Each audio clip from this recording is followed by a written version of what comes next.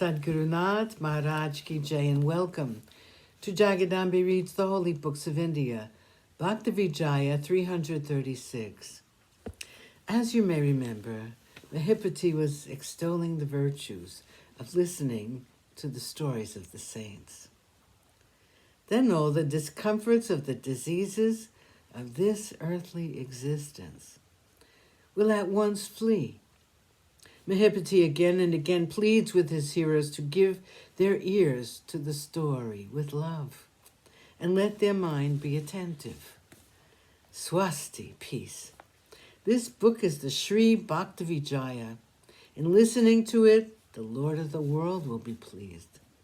Listen then, you God-loving, pious bhaktas. This is the 45th deeply delightful chapter. Chapter 46. Sri Kandya the Brahmin. Obeisance to Sri Ganesh. Obeisance to the slayer of demon Dhenuka. The story of Sri Kandya gives peace and salvation. The sea of nectar has come with full tide today. One might speak of a treasure of divine knowledge as having been opened, or as the beautiful light of the sun having appeared in the heart of the hearers.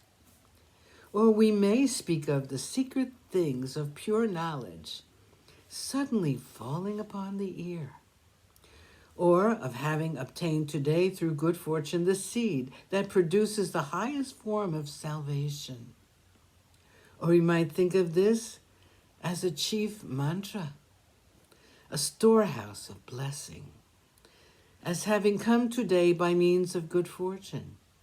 Or we may regard it as the thought of indifference to worldly things, received in listening to the story of the bhaktas of God.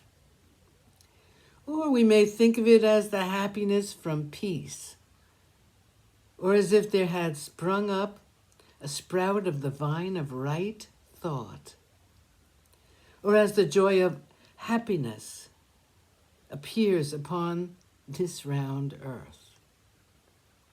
Or we may view this story of a saint as the desireless state of being indifferent to earthly things, or as creating love for all creatures, or as creating love and affection.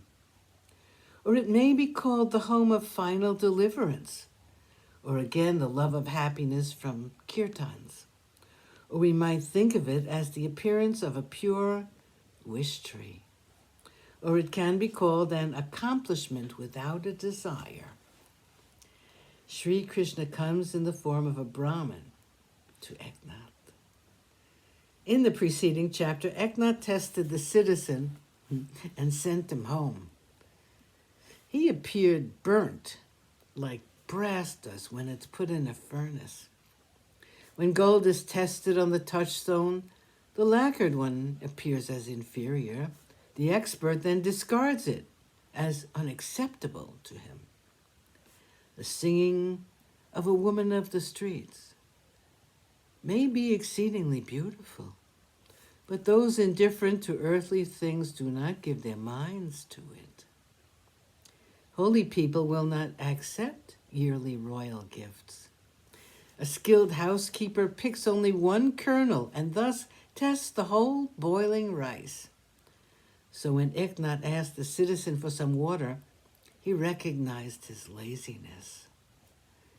With the 16 materials for worship, Eknath continued to offer his offerings to God with feelings of reverence.